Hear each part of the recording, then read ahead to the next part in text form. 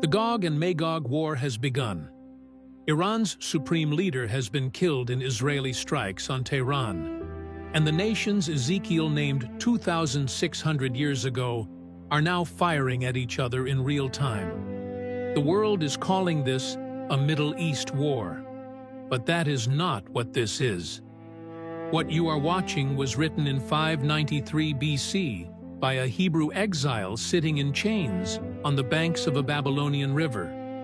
He saw this coalition. He named these nations. He described this exact moment, and he told us precisely how it ends. In this video, we are going to read Ezekiel 38 verse by verse, decode every nation God named in this coalition, reveal the nations he deliberately left off the list, and show you how this chapter ends. You are not watching a news cycle. You are watching a scroll unfold. And before this video is over, you will realize the headlines are not breaking news. They are ancient history.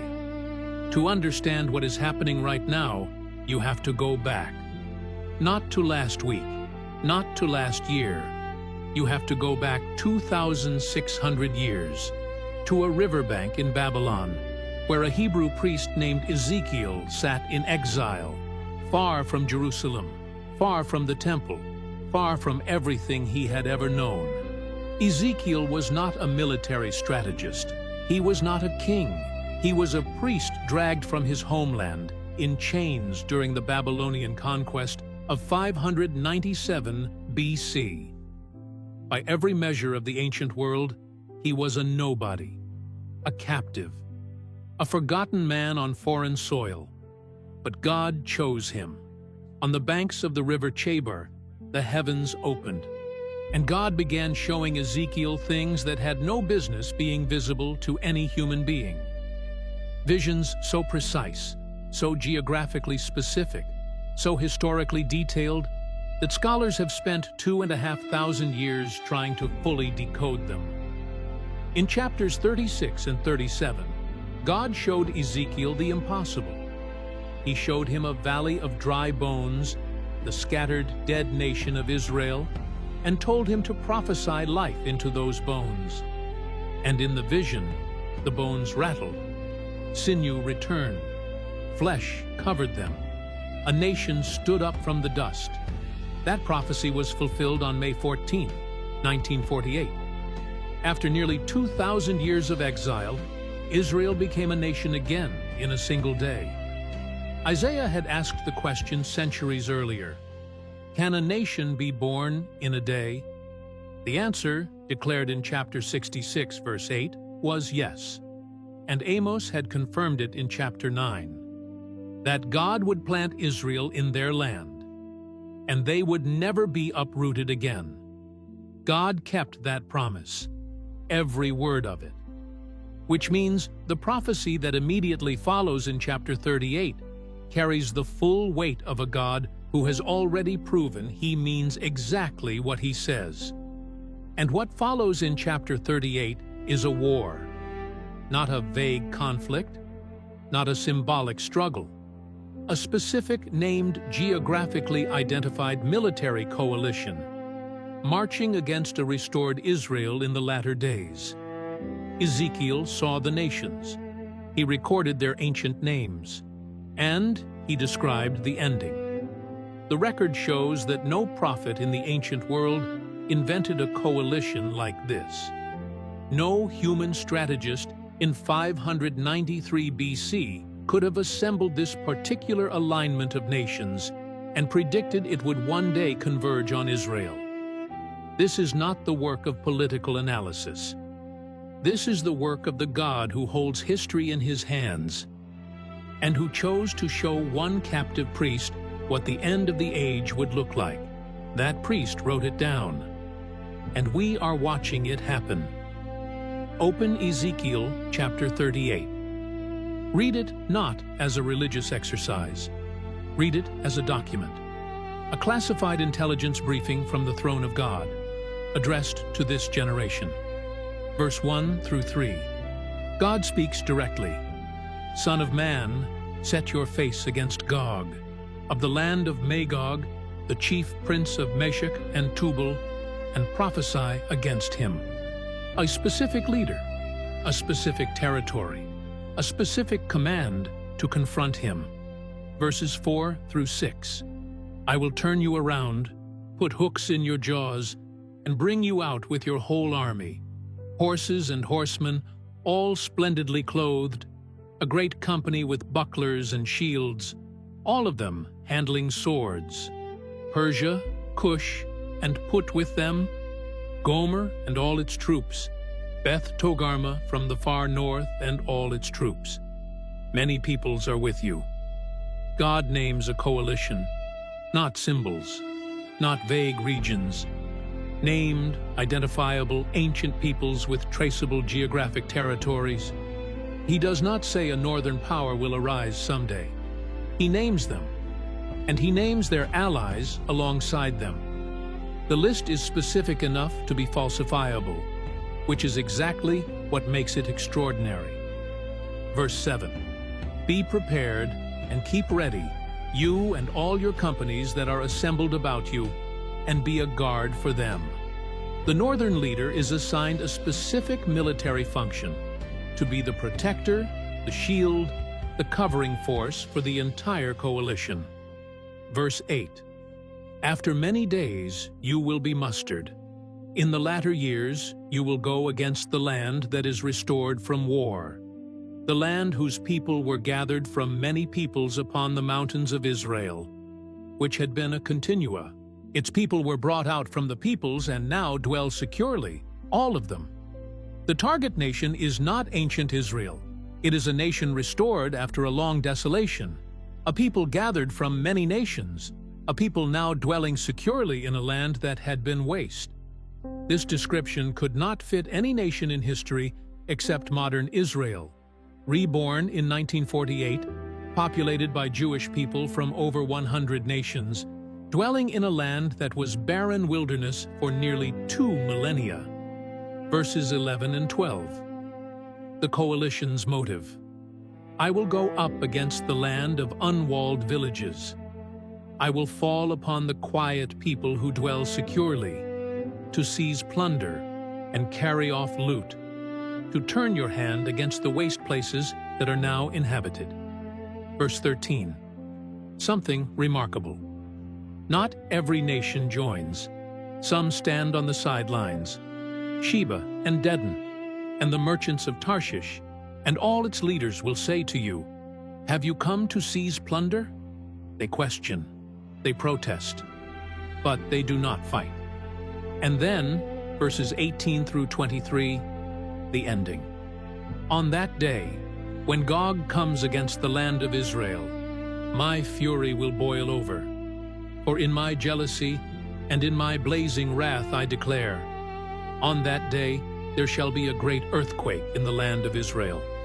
I will rain upon him torrential rains and hailstones, fire and brimstone, and they shall know that I am the Lord.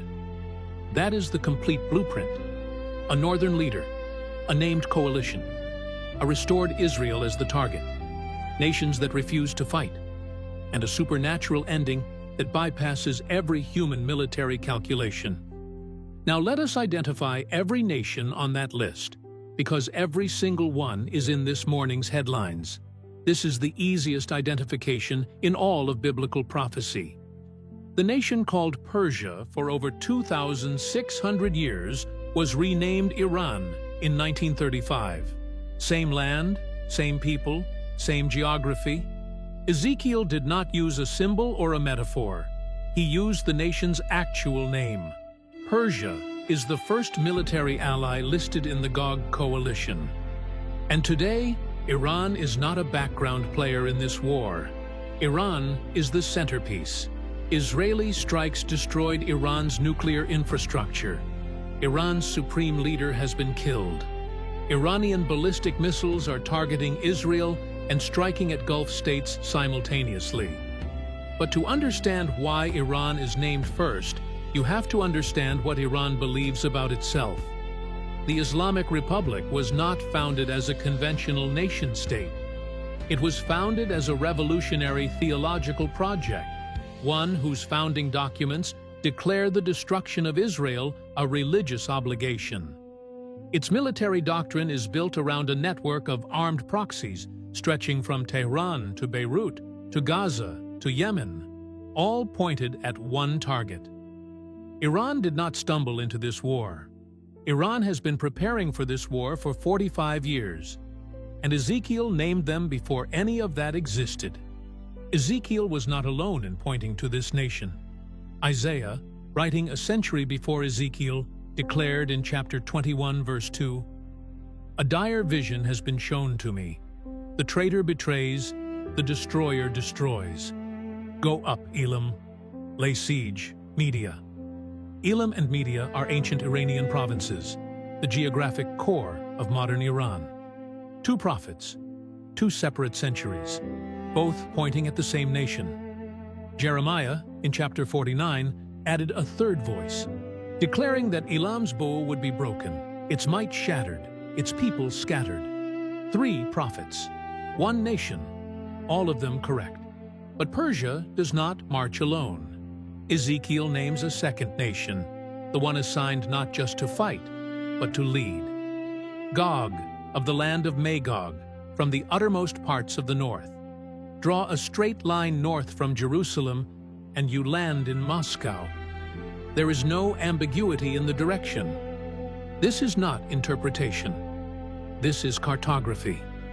Ezekiel chapter 39 verse 2 repeats the bearing. "I will turn you around and drive you forward and bring you up from the uttermost parts of the north." The repetition is deliberate. God wanted no confusion about where this threat originates. Russia today has signed a 20-year comprehensive strategic partnership with Iran. Russia is actively delivering advanced military hardware to Iranian-aligned forces. Russia has condemned Israeli and American strikes as unprovoked aggression and has shielded Iran at the United Nations Security Council repeatedly. Russian, Iranian, and Chinese naval forces conducted joint exercises in the Strait of Hormuz weeks before this conflict escalated. Verse 7 assigned the northern leader a specific role, to be a guard, a military covering for the coalition. Russia is not merely allied with Iran. Russia is arming it, shielding it, and diplomatically protecting it. The ancient command and the current behavior are indistinguishable. The Guard is not preparing. The Guard is already deployed. But Russia and Iran do not complete the picture. There is a third nation on Ezekiel's list, and it is the one that should surprise you most. Gomer corresponds to the ancient Sumerians, a people who settled in western and central Anatolia, the territory of modern Turkey. Beth Togarmah, identified in Genesis 10 verse 3 as a descendant of Gomer, corresponds to eastern Turkey and the Caucasus region. Turkey is the only modern nation listed twice in this coalition. That double listing is not accidental. It signals disproportionate strategic importance. Today, Turkey is the most openly hostile nation toward Israel within the NATO alliance. Its president has publicly called for Israel's destruction. Trade between the two nations has been severed. Turkish ports are closed to Israeli shipping. Turkey has actively blocked NATO cooperation with Israel and has positioned itself squarely within the axis that Ezekiel described. A NATO member, theoretically an ally of the West, sitting inside the Gog coalition. Ezekiel predicted this alignment when Turkey and Israel had no meaningful relationship at all. The double listing reflects exactly the outsized role Turkey plays today. Russia from the north, Iran from the east, Turkey spanning the middle. The crescent is taking shape, but Ezekiel is not finished. He reaches further south, to a nation most prophecy teachers overlook entirely. The ancient kingdom of Cush occupied the Upper Nile region, modern Sudan, and northern Ethiopia. Sudan today is increasingly drawn into Iran's military orbit. Iranian drone technology is flowing into Sudanese military infrastructure. Israeli intelligence has flagged Sudan as a weapons corridor, a southern supply chain for Iranian proxy networks stretching across the continent. Ezekiel did not say Kush would be a superpower. He said it would be present. And it is. And beside Sudan, one more nation completes the southern flank. Put corresponds to the ancient North African coast, modern Libya. Libya today is a fractured state. Its government has condemned Israeli operations. Its territory is exploited by Iranian-aligned proxy networks. Ezekiel did not predict Libya would be strong. He predicted it would be aligned. A failed state is exactly the environment in which proxy infrastructure thrives.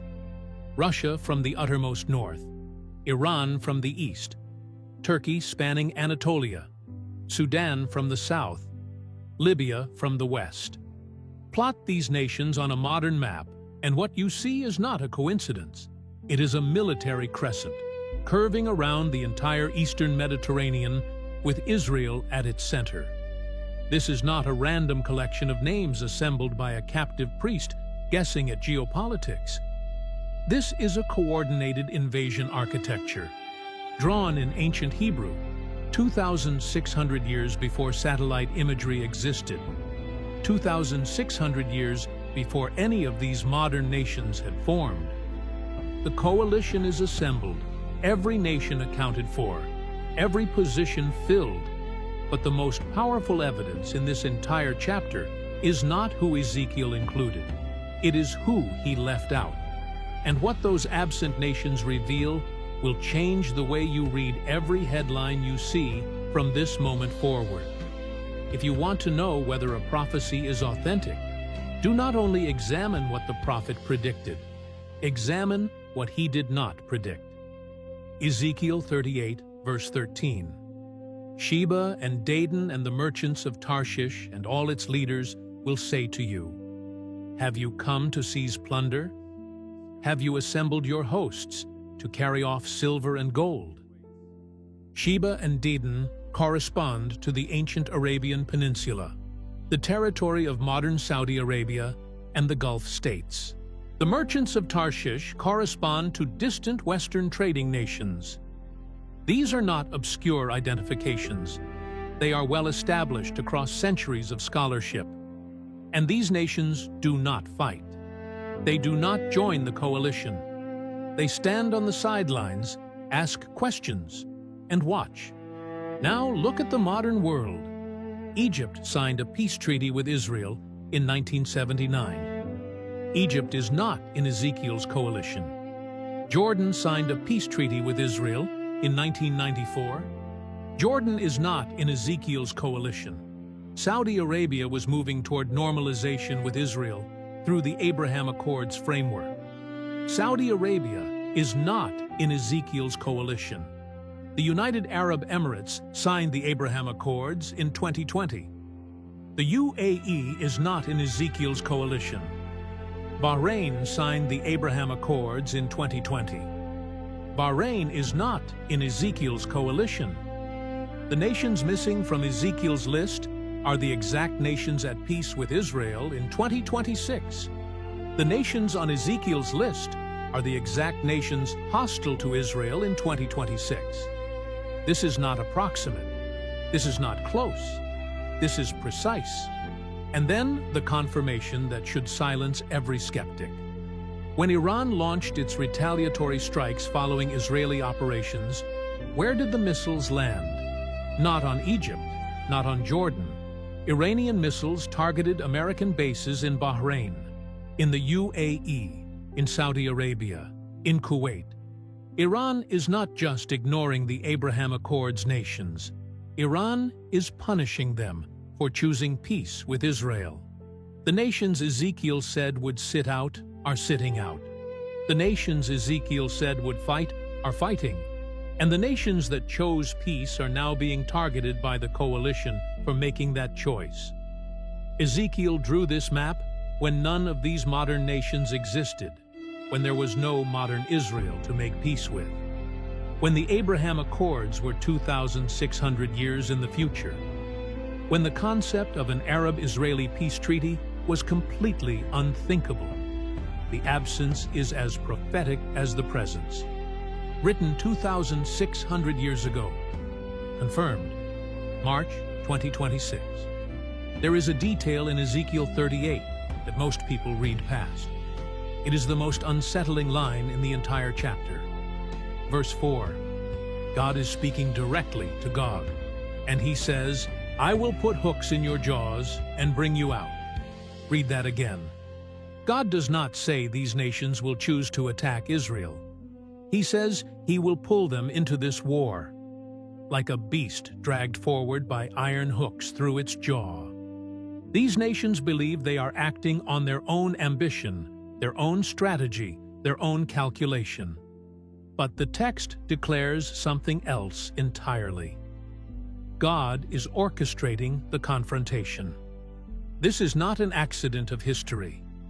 This is a divine appointment. The prophet Daniel confirmed the same sovereign pattern in chapter 11, that the movements of kings and coalitions in the latter days are not random. They are directed. Isaiah chapter 10 records God using a hostile nation as an instrument, the nation believing it acts freely, while God moves it precisely where he intends. Today, the hook is visible to anyone willing to see it. The Strait of Hormuz, through which roughly 20% of the world's oil supply passes, has been disrupted. Energy markets are in crisis. Every nation dependent on Middle Eastern oil is being pulled toward this conflict, whether it chooses to be or not. The hook is economic, strategic, and geopolitical, and it is visible to anyone willing to see it. The nations are being drawn in, not because they planned it, because God is bringing them. Verse 7 adds the second layer. God commands Gog directly, "Be a guard for them." The Hebrew word carries military weight, a shield, a rear guard, a protective covering force. The northern power is not merely allied with the coalition, it is assigned to protect it. Russia has fulfilled this role with precision. A 20-year military partnership with Iran, advanced weapons systems transferred, diplomatic cover provided at every international forum, naval rehearsals conducted in the world's most strategically sensitive waterway. The Guard is not preparing. The Guard is already deployed. And in the middle of all of this, the geopolitics, the coalitions, the hooks, the Guard, there is a woman in Haifa putting her children into a bomb shelter tonight. She does not know the name Ezekiel. She has never read chapter 38. She is not thinking about ancient prophecy. She is thinking about her children. But the text knows about her. The text was written for this moment, for her city, for her children, for this Tuesday night. This is not distant prophecy. This is someone's life. We have decoded the nations. We have identified the coalition. We have seen the hooks. We have watched the absent nations separate exactly as Scripture predicted. But we have not finished the chapter. Ezekiel 38 does not end with the coalition's triumph. It does not end with Israel's military victory. It does not end with American intervention or United Nations resolutions or diplomatic negotiation. It ends with God. Verse 18. On that day, when Gog comes against the land of Israel, my fury will boil over in my anger. Verse 19. In my jealousy and in my blazing wrath I declare, on that day there shall be a great earthquake in the land of Israel. Verse 22.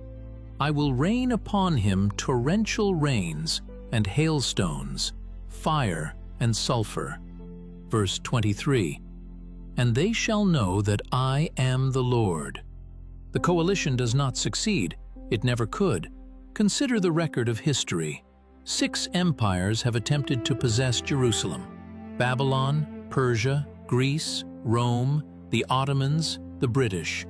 Every one of them, the most powerful military forces in the history of human civilization, eventually turned to dust. Jerusalem still stands. No army assembled against that city has ever held it permanently. No empire that moved against God's covenant purposes survived intact. The record is unbroken across 3,000 years of documented history, and Ezekiel 38 is telling us that this coalition, like every coalition before it, will break on the same stone.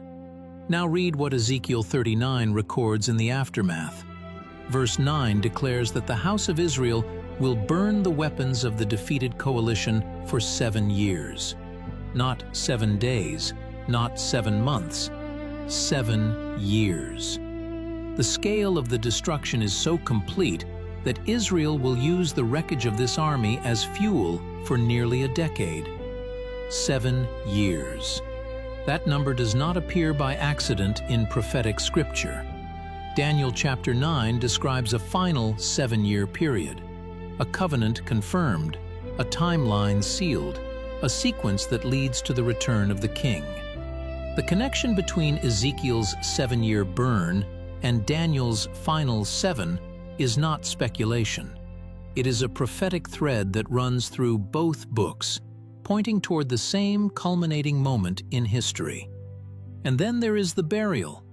Ezekiel 39 records that it will take 7 months for Israel to bury the dead of this coalition. Special teams will be commissioned.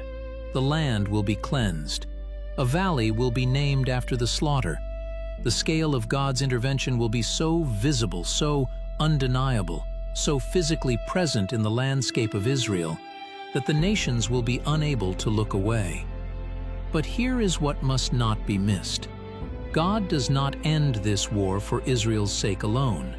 He declares his reason explicitly. Verse 23, "I will magnify myself and sanctify myself and make myself known in the eyes of many nations." The purpose of this war is revelation. God intends for the entire world, every nation, every tongue, every people watching these events unfold, to see that He is the Lord.